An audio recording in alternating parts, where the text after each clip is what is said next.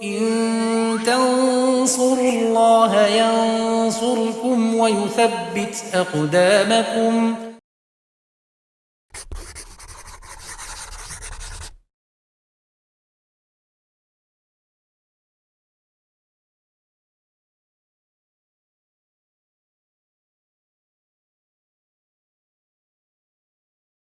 Bismillahirrahmanirrahim. Alhamdulillah, salatu wassalamu ala rasulillah wa ala alihi wa sahbihi wa man tabi'ahum bisanin ila yaumiddin, amma ba'd. Pemirsa Yufitaidu rahimani wa rahimakumullah, berjumpa kembali masih bersama kitab Al-Waraqat karangan Imamul Haramain rahimahullah ta'ala, dengan merujuk pada Syarah Ushul Masarat bibayani muhimmati masaili Al-Waraqat karangan Dr. Labib Najib hafizahullah ta'ala. Kita masih di pembahasan tentang ta'arud, at-ta'arud. Ta'arud di pertemuan sebelumnya sudah kita sebutkan ya. Ta'arud ada yang antara am dan am, kemudian khos dan khos. Kemudian yang ketiga adalah antara nas am dan khos. Ta'arud bainal adilah ya.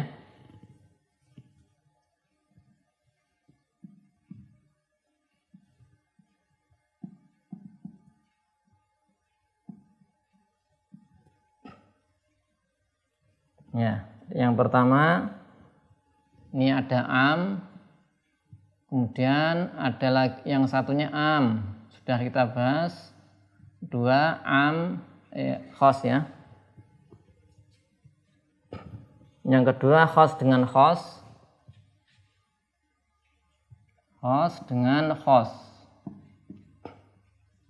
Kemudian yang ketiga yang akan kita bahas ini am dengan khos. Ada am, kemudian ada pertentangan secara zahir dengan yang khos. Dalil yang satu am, yang satu khos. Ini sudah pernah kita bahas di pembahasan tentang taksis. Karena kalau ada dalil yang bertentangan, yang satu am, yang satu khos, maka yang am ditaksis. Ya. Ini sudah pernah kita bahas. Ya, contohnya adalah, ya, kita lihat contoh yang ada beberapa macam contoh ya. Di antara ini Al-Quran ditaksis dengan sunnah ya. Ini ada misalnya am di sini. Hurimat alaikumul maitah.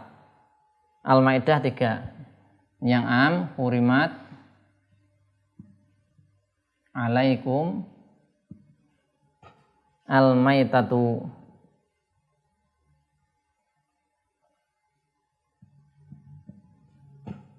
Ini di surat Al-Maidah 3.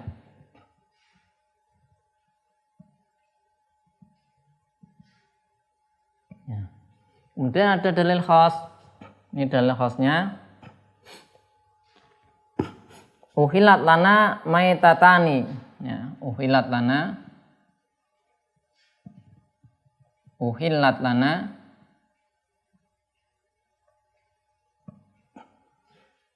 maitatan.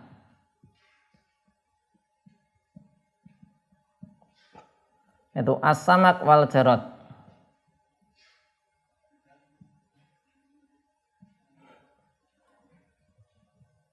As-samak wal jarad.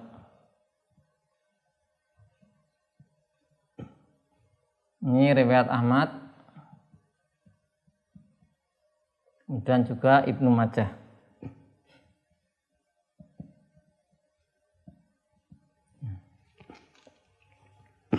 Kita ulangi lagi ya. Ini sebenarnya di pembahasan taksis sudah ada macam-macam contoh dan macam-macam contoh dan jenis ya. Ada yang Al-Quran ditaksis dengan Al-Quran, Al-Quran ditaksis dengan hadis. Ini kita contohkan yang Al-Quran ditaksis dengan hadis. Nah, di sini ada kata al-maitatu. Ini am. Ada alif lamnya ya, ini am. Sehingga hurimat alaikumul maitatu, diharamkan bagi kalian semua bangkai. Bangkai apa saja? Ya semuanya. Ya. Tapi ternyata di dalam hadis sebutkan uhilat lana maitatan, dihalalkan bagi kami dua bangkai, yaitu as-samak wal jarod. Nah ini berarti kan khos. Ya. Maka ini nampak bertentangan ya. Karena di Al-Quran ya, jadikan ini kalau kita lihat kan bertentangannya di mana? Di Al-Quran disebutkan semua bangkai itu haram. Tapi di hadis kok ini ikan sama belalang kok tidak haram? Ini yang benar yang mana? Nah ini kalau kita tidak belajar usul fikih, nanti kita kan seperti itu. Katanya di Al-Quran semua bangkai haram. Kok di hadis dikatakan ikan dan belalang tidak haram? Nah ini yang benar yang mana? Ya semuanya benar. Ya kalau sudah belajar usul fikih jadi mengetahui, oh ini dikompromikan, artinya ini am ditaksis. Jadi kalau ada pertentangan nih am, nih khos kok nampak bertentangan, maka yang am ditaksis. Artinya apa? Semua bangkai haram kecuali ikan dan belalang. Nah, ini. Kecuali ikan dan belalang maka tidak haram. Nah ini amnya ditaksis, namanya taksis, nanti penyelesaiannya dengan taksis. Ya. Dan contoh-contoh yang lain sudah pernah kita pelajari di pelajaran taksis. Silakan nanti dibuka kembali. Ini hanya satu contoh saja ya. Intinya di situ menyelesaikan apa? Masalah atau pertentangan di antara dalil. Kemudian yang keempat, yang terakhir, keadaan keempat.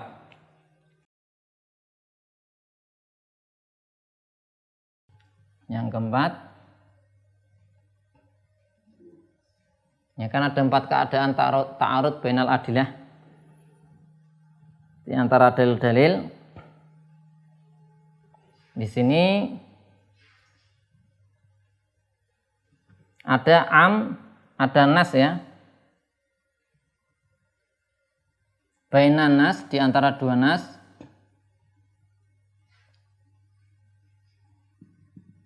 Bainan nasoini, bainan nasoini.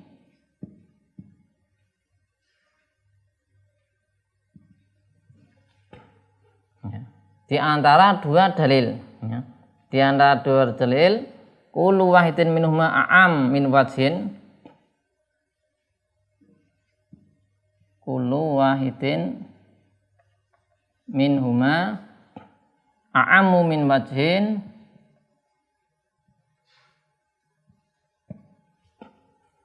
wa akhos min wajhin, wa akhos min wajhin. Dua dalil masing-masing itu punya am lebih umum dari yang lain, masing-masing punya am lebih umum dari yang lain dan punya khos khususan. Misalnya kita contohkan, ini sebutkan ada hadis-hadis tentang larangan sholat setelah sholat fajar dan sholat asar ya. Ada sholat sunnah mutlak atau sholat sunnah yang sebabnya mutakhir, maka sebagaimana telah kita bahas di pelajaran fikih, bisa disimak di pelajaran Muqaddimah Al-Hadramiyah di pembahasan tentang waktu-waktu diharamkan melakukan sholat. Di antaranya adalah setelah sholat asar dan setelah sholat subuh, maka tidak boleh sholat setelah sholat itu. Maka ini khos dari sisi waktunya, tapi am dari sholatnya, dari sisi sholatnya. Jadi ini ada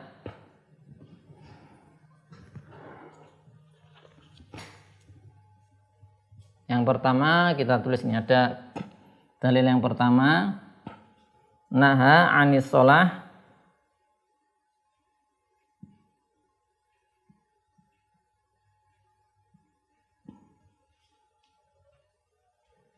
naha anis sholah ba'da subhi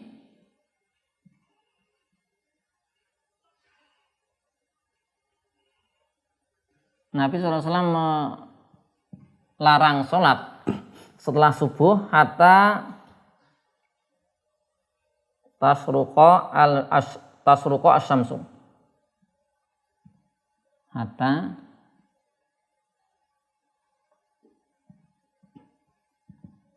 tasruqa asyams.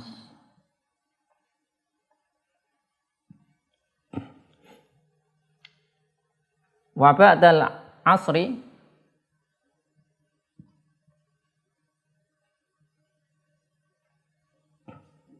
hatta taghruba.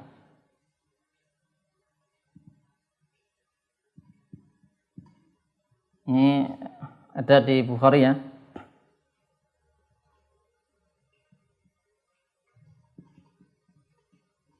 Ya.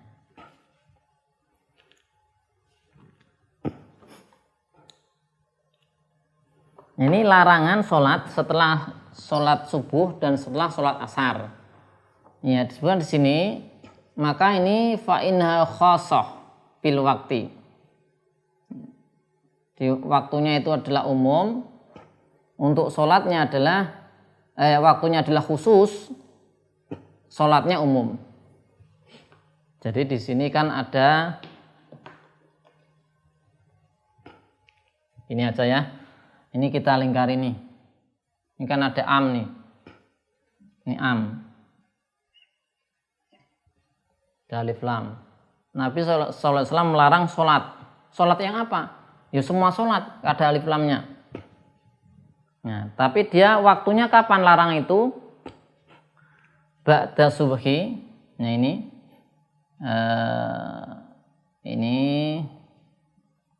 kan khos. Kemudian ba'dal asri ini juga ya, punya khos di sini dia.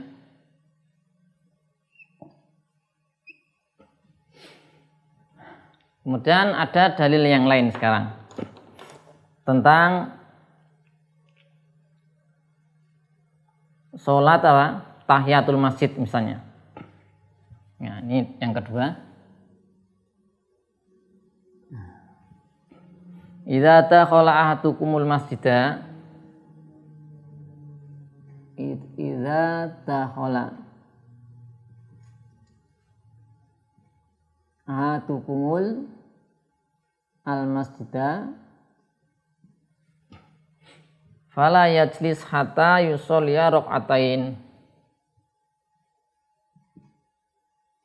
Fala yajlis hatta yusolliya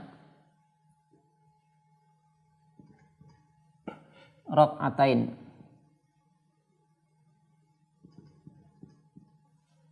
Ini muttafaqun alaih Bukhari Muslim. Nah ini kita lihat yang dalil kedua ini tentang tahiyatul masjid, atau misalnya dalil tentang sunnah wudhu. Maka tahiyatul masjid ini waktunya am, sholatnya khos. Ini sholatnya di sini. Sholat rakaat ini khos di sini ya. Ini khos. Khos apa maksudnya? Khos tahiyatul masjid, sholat tahiyatul masjid.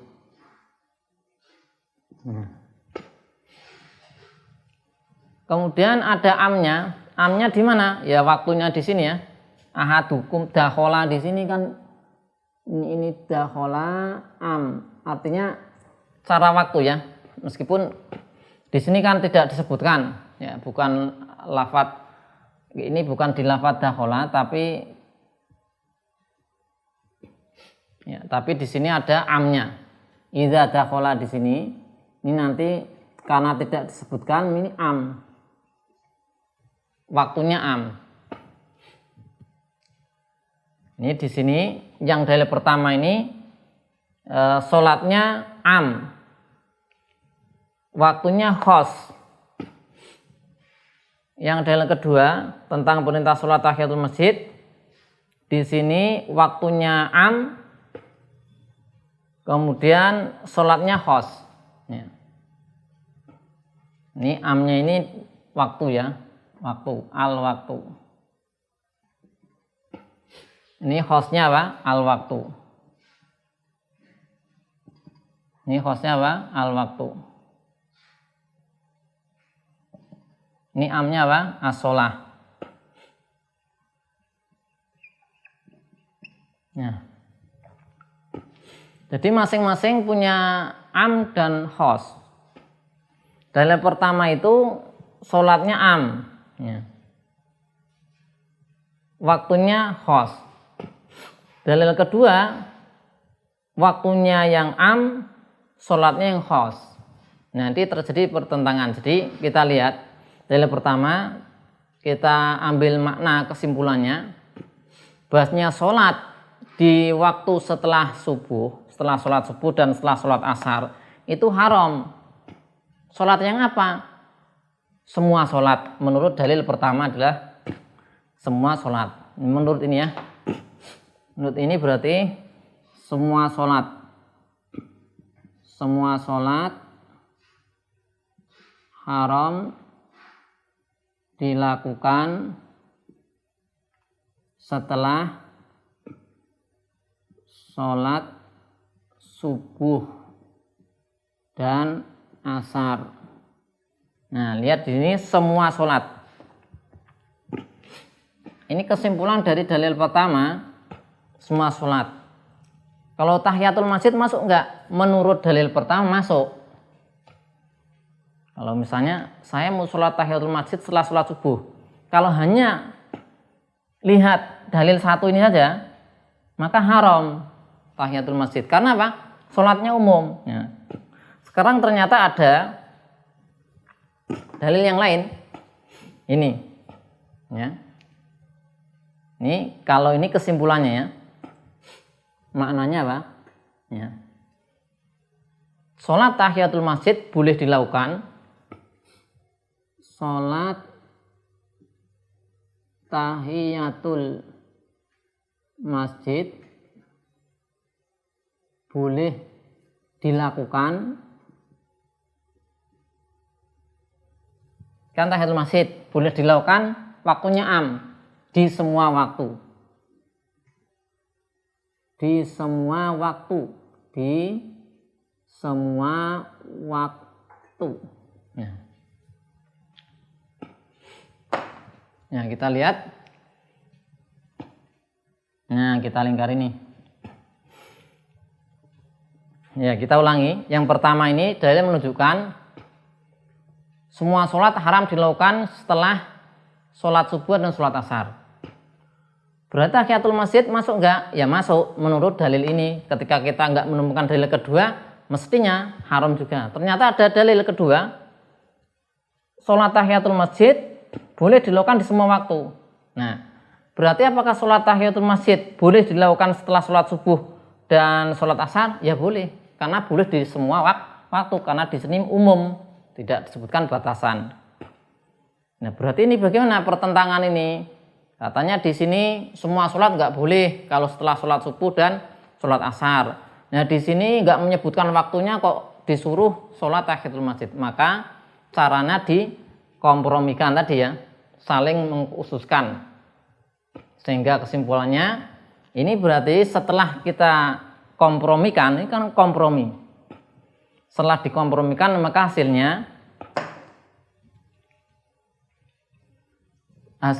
tinggal dikecualikan ya. Semua sholat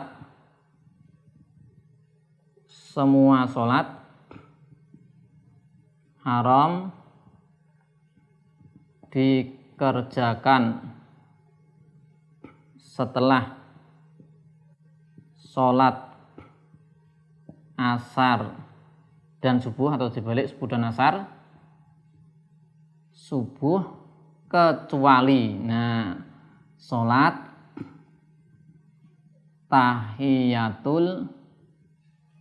tahiyatul masjid. Nah ini akhirnya punya kesimpulan seperti ini kita, karena telah mengkompromikan apa? Dalil. Ini ta'arud pertama ini kan Kalau ini dikompromikan misalnya dua nas, yang satunya aam dari satu sisi, lebih khusus dari satu sisi. Ini dalil pertama itu lebih umum dari sholat, lebih khusus dari sisi waktu. Dalil kedua lebih umum dari sisi waktu, lebih khusus dari sisi sholat.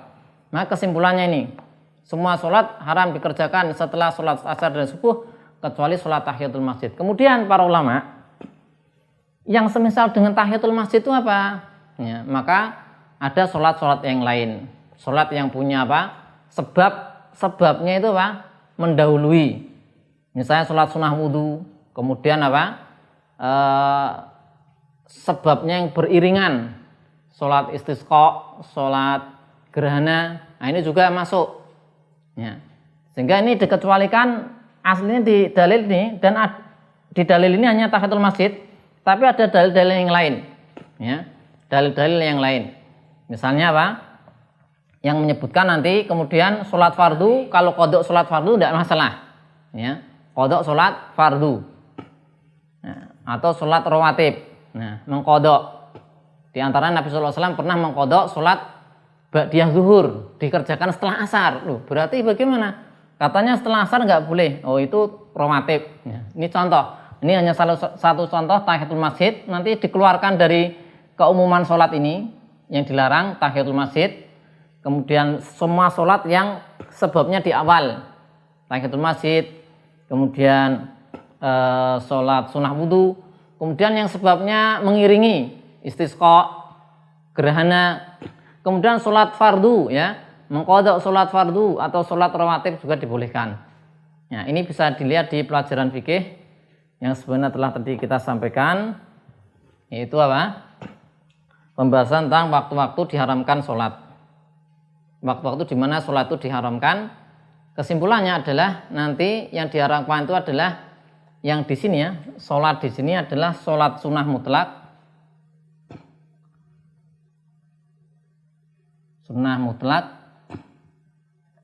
dan sholat sunnah yang sebabnya di akhir. Contoh sholat sunnah ihram, apalagi ya, misalnya istikharah, dan yang lainnya misalnya sholat sunnah tobat. Nah, ini tentang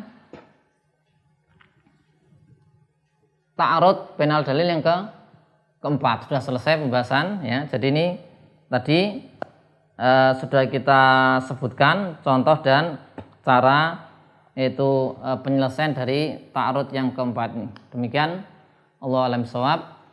Sallallahu alaihi wasallam Muhammadin wa ala alihi washabihi wasallam. Walhamdulillahi rabbil alamin.